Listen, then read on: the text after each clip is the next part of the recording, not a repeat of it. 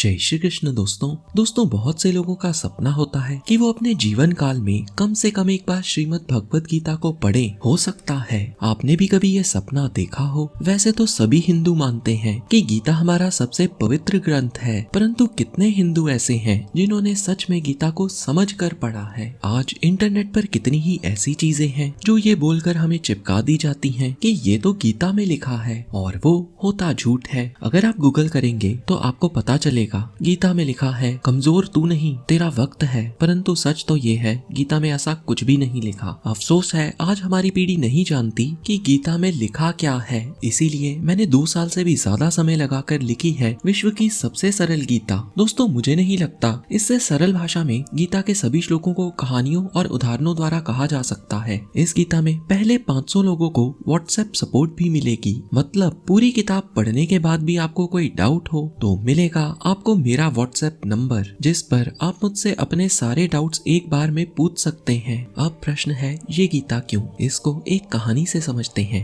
ये कहानी भी मैंने अपनी लिखी गीता से ही ली है, तो चलिए सुनते हैं इस कहानी को। एक राशन की दुकान के मालिक को किसी ने पहले ही खबर दे दी कि सरसों के तेल का भाव बढ़ने वाला है। दुकानदार ने 500 तेल के टीन अपनी दुकान में रखवा दिए। दुकानदार अब सोचने लगा कि जब इसका रेट बढ़ जाएगा तब मैं इन्हें अच्छा मुनाफा कमाकर बेचूंगा। तभी दुकानदार को किसी ने ये भी सूचना दे दी कि सरकार के अधिकारियों को उसके तेल स्टॉक करने की बात पता चल गई है और अधिकारी उसकी दुकान पर जांच करने कभी भी आ सकते हैं, क्योंकि कानूनन वह इस तरह इतनी भारी मात्रा में तेल इकट्ठा नहीं कर सकता। दुकानदार को अब डर लगने लगा। दुकानदार सोचने लगा कहाँ इस तेल को छुपाया जाए। फिर दुकानदार को एक तरकीब सूझी। दुकानदार ने अपने एक बड़े ही वफादार नौकर को बुलाया। दुकानदार को इस नौकर पर सबसे अधिक भरोसा था। दुकानदार ने नौकर को निर्देश देते हुए कहा कि तुम जाओ और सारा का सारा तेल खेत में गड्ढा खोदकर गड्ढे में दबा दो,